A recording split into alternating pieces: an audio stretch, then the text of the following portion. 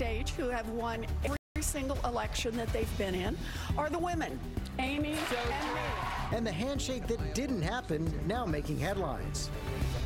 This crucial day in the impeachment showdown gets underway on Capitol Hill. The House about to send the articles of impeachment against President Trump to the Senate.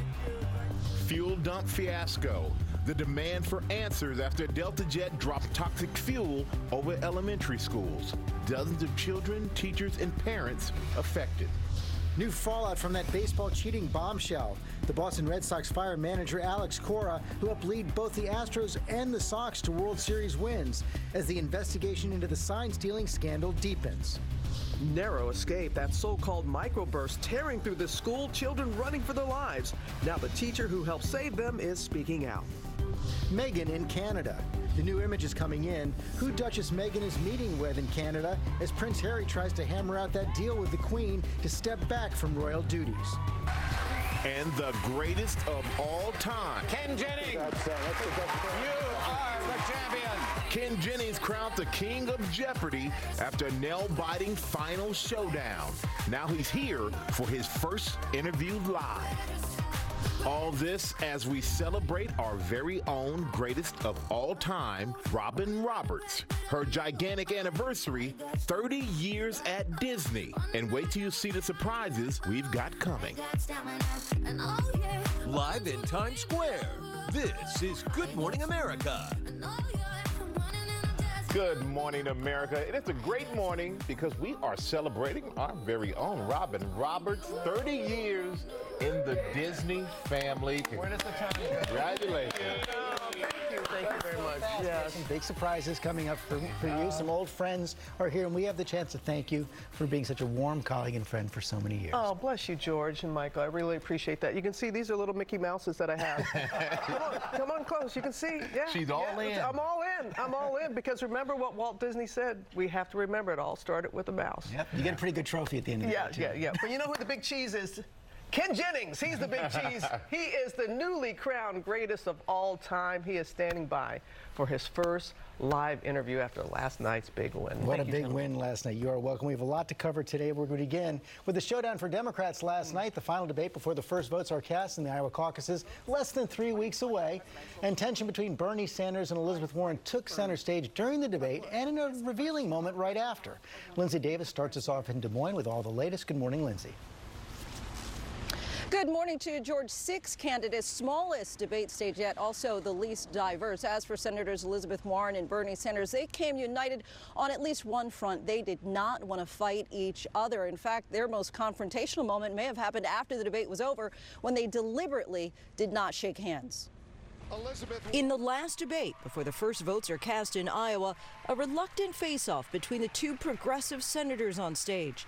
Bernie is my friend, and I am not here to try to fight with Bernie. Bernie Sanders continuing to outright deny claims he told Elizabeth Warren during a private conversation in 2018 that a woman could not win the election. Well, as a matter of fact, I didn't say it.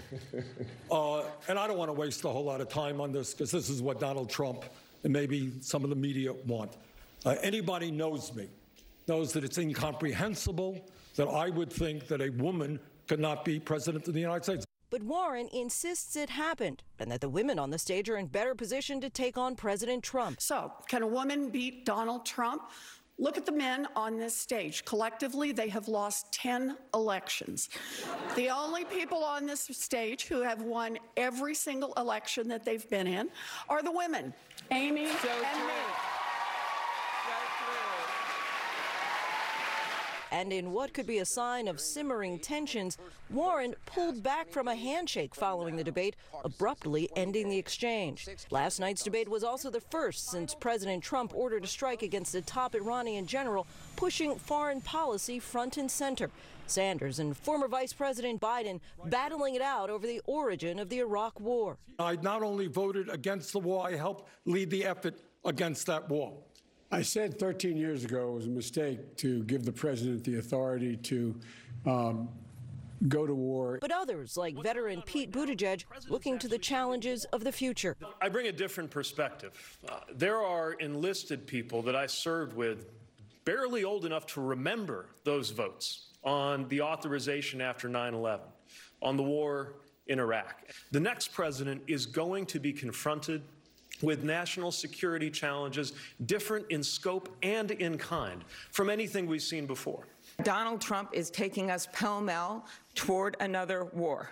We have a situation where he got us out of the Iranian nuclear agreement, something I worked on for a significant period of time. As president, I will get us back into that agreement. As impeachment grips Washington, former Vice President Joe Biden insists it won't be a distraction if he becomes the nominee. It doesn't really matter whether or not he's gone after me. I've got to be in a position that I think about the American people. I can't hold a grudge. I have to be able to not only fight, but also heal. And as President of the United States, that's what I will attempt to do. The stakes were especially high for the three senators who were on that stage here last night, as they're going to basically have to come off of the campaign trail in order to attend that impeachment trial in D.C. for potentially the next few weeks for 6 days a week. George? Yeah, that's definitely going to go through Iowa, maybe even New Hampshire. Okay, Lindsay, thanks very much. Robin? And George, now to Capitol Hill, where lawmakers are about to take that historic step. The House preparing to vote to formally send the two articles of impeachment against President Trump over to the Senate. A group of lawmakers will then walk the articles across the Capitol and present them to the Senate, setting the stage for the third impeachment trial of a president in American history. Our senior congressional correspondent, Mary Bruce, has all those details for us. Good morning, Mary. Good morning, Robin. Well, we will see history here today in the House as they vote to send over the articles of impeachment and to approve the team of lawmakers who will be prosecuting the case against the president. Then that ceremonial handoff, the articles of impeachment will be marched across the Capitol to the Senate. It marks the end of a month-long impasse, but also the beginning of another deeply partisan showdown as we head towards the election. Now, the trial in earnest is set to begin on Tuesday. Just the opening statements could take days, and all 100 senators are expected to sit there silently and weigh the charges that the president abused his power and obstructed Congress by pressuring Ukraine to investigate his rivals. Now, Democrats and a handful of key Republicans are still hoping to hear from additional witnesses, but it's unclear if they can muster enough support to force the Republicans' lead her hand. Also unclear this morning, George, just how long this trial is going to last. No way to know the answer to that right now. Okay, Mary, thanks very much. And on the eve of this Senate trial, Democrats bolstered their case against President Trump and their demands for more evidence by releasing new documents about the Ukraine pressure campaign from an associate of Rudy Giuliani, now facing charges in federal court. Our senior national correspondent Terry Moran has the details. Good morning, Terry. Good morning, George. This is on the eve of the impeachment trial. This important new evidence that shows the president's personal associates feverishly involved in that pressure campaign in Ukraine to get Ukraine to dig up dirt on the president's political rivals. Overnight, as President Trump rallied his supporters, there's new evidence that sheds new light on the president's efforts to pressure Ukraine into investigating his political rivals. The new evidence collected by congressional investigators comes from Lev Parnas, an associate of Trump's personal attorney Rudy Giuliani. 59 pages of records, including text messages, emails, and handwritten notes, including one scrawled on hotel stationery that reads, quote, "Get Zelensky to announce that the Biden case will be investigated." And there's a letter from Giuliani requesting a meeting with Ukraine's then President-elect Zelensky, emphasizing Giuliani was working in his capacity as personal counsel to President Trump and with his knowledge and consent. Democrats say the new evidence turned over by Parnas goes to the core of their case against President Trump. Here's someone who is complying with the subpoena with explosive documentation that shows that this has been an effort underway dating back to early last year to be able to build a case to tear down Biden. Parnas was indicted with another Giuliani associate last fall on campaign finance charges. Trump has tried to distance himself from both men. I don't know them. I don't know about them. I don't know what they do. But Parnas' lawyer, seemingly attempting to undercut the president, released this video montage on Twitter showing his client with the president and members of his family. Also in those newly released documents, another potential bombshell. Text messages suggesting that former U.S. Ambassador Marie Yovanovitch may have been under physical surveillance. Robert Hyde, a Trump supporter and congressional candidate, claimed to have contact with a private security team monitoring the ambassador's moves and communications. Hyde texting Parnas, if you want her out, they need to make contact with security. And, wow, can't believe Trump hasn't fired this expletive. During her congressional testimony last November, Yovanovitch said she received a call from the State Department giving her a warning. She said that there were concerns about my security. That's all. But it was not further explained.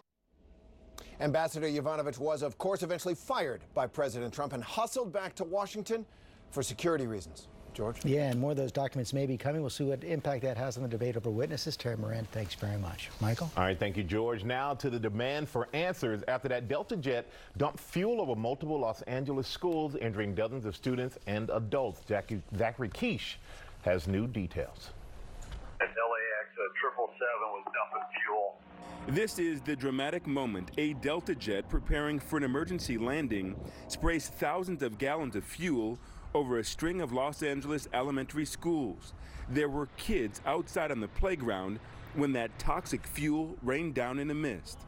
We did have fuel drop here. We can smell it. We have an unknown number of people exposed. My friend said that it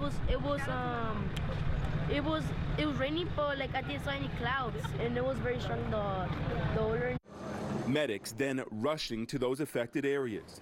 60 people, including children, teachers, and parents at 6 different schools, suffering from minor eye and skin injuries. Just coming out from your house and you see all this, suddenly you're just thinking the worst. According to Delta, shortly after taking off from LAX and fueled up for a flight to Shanghai, the jetliner experienced engine issues requiring it to return to the airport and dump the full load of fuel to reduce weight before landing. It's going to be a heavy inbound emergency to the inboard runway. That jet was still dumping fuel at below 2,300 feet. According to the FAA, the recommended level to rid the fuel is above 5,000 feet, where the fuel evaporates before reaching the ground. Usually you're going to want to dump fuel out over the water or over a sparsely populated area. If you're going to dump it on the way to the airport over a city, you really need to have an urgent reason to do so. Overnight, Delta telling ABC News it was required as part of a normal procedure to reach a safe landing weight, adding they share concerns regarding reported minor injuries to adults and children at a school in the area. You could smell that fuel when we arrived here yesterday, but still unclear exactly how much fuel was let go. That is one of a number of questions still out there. I can tell you that school is scheduled to be back in session today. Robin? Still so many questions, as you said, Zachary. Thank you. Now to the fallout growing from that World Series cheating scandal. The Red Sox firing manager Alex Cora, who helped both the Houston Astros and the Red Sox win championships. Whit Johnson has the latest for us. This morning, the latest bombshell in that Major League Baseball cheating scandal dropping on the Boston Red Sox. Red Sox win the World Series! Manager Alex Cora, who helped them win a World Series in 2018, now out of a job. The Sox issuing a joint statement with Cora announcing they have mutually agreed to part ways. The team adding, "We collectively decided that it would not be possible for Alex to effectively lead the club going forward." Before heading to Boston, Cora served as bench coach for the Houston Astros during their 2017 World Series victory. The Houston Astros are world champions! The league concluding that during the championship season, the Astros placed a camera in the outfield stands that could see the catcher's signal and would then relay that information to the batter by banging on this garbage can. Listen. This ball's crushed to left field. Springer has just hit his 31st home run. The Astros manager and GM were both fired this week, but the commissioner's report identified Cora as the potential mastermind, saying Cora was involved in developing both the banging scheme and utilizing the replay review room to decode and transmit signs. I think once you read what Rob Manfred wrote about his involvement with the Houston Astros, and you compound that with what's alleged the Boston Red Sox have done, I think the Boston Red Sox and Cora both understood what was coming. Alex Cora released a statement saying that he did not want to be a distraction. He called Boston a special place and that he will miss it dearly. The investigation, though, continues into the Boston Red Sox, and the team itself now is bracing for punishment. Michael? I know their opponents are pretty upset about this as well. Thank you so much. And now I'm going to turn to that stunning Jeopardy finale last night. Ken Jennings coming out on top and not only taking home the title, but also a cool $1 million. Well, TJ Holmes, the only man I think who could take him down, is here to explain it all. Look, Strick, this was some edge of your seat stuff. This came down to the final contestant giving the final response in Final Jeopardy. Get it right, and you live to fight another night. Get it wrong, and Jennings is your champ. What's going to happen? Let's watch. It was a dramatic, even shocking finish to determine the greatest of all time. And in the end, it was Ken Jennings, emotional as he accepted his greatest of all time trophy after beating his all-star competition in 4 games in the best-of-7 challenge, dominating the first round once again before going all in the first Final Jeopardy. What did he wager? $32,800. That put him miles ahead of Jeopardy James Holzhauer and Brad Rutter, who left the first round with 0 points on the board. We'll get rid of those scores right now. We will, of course, add them to whatever the... Hey, Brad's score's still on there. Jeopardy James managed to claw his way back in the second round, even going all in on a massive daily double. Answer.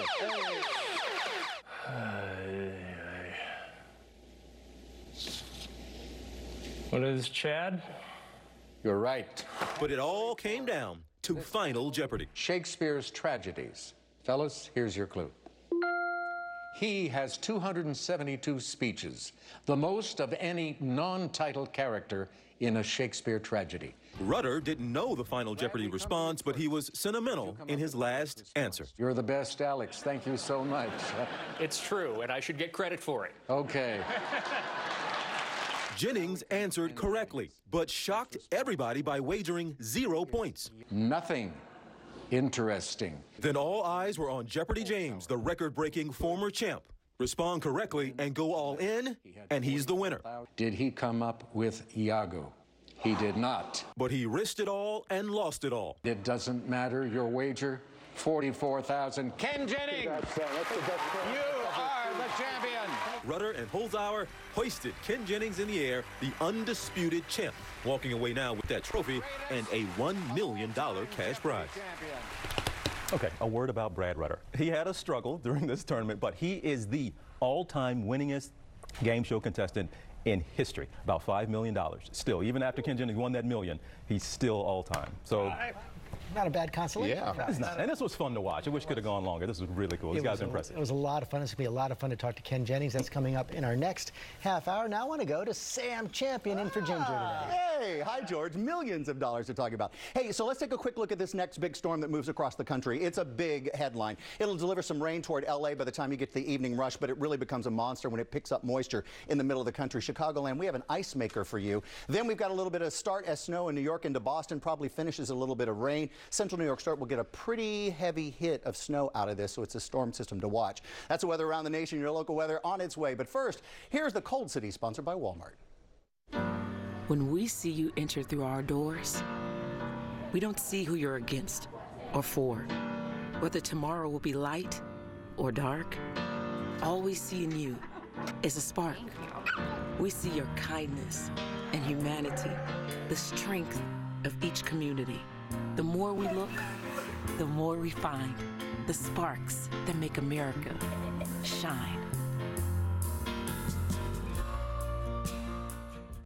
Expect a nice day today. It'll feel a lot like spring with a lot of sunshine here in winter in January, but just got to get rid of that fog. Fog pretty extensive this morning, so some extra time for your morning commute. Temperatures starting out in the 40s. We'll get to a high today near 60 degrees, but then cold air moves in by the end of the work week on Friday with highs in the 30s, and that's going to set the stage for major weather maker that'll produce a little bit of freezing rain mixed with snow, and then switching over to all rain on Saturday.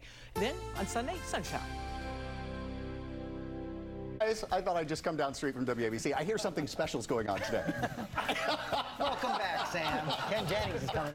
Little Women has been nominated for 6 Academy Awards, Girls have a way of getting into mischief. including Best Adapted Screenplay, I believe we have some power over who we love. I think the poets might disagree. I'm not a poet, I'm just a woman.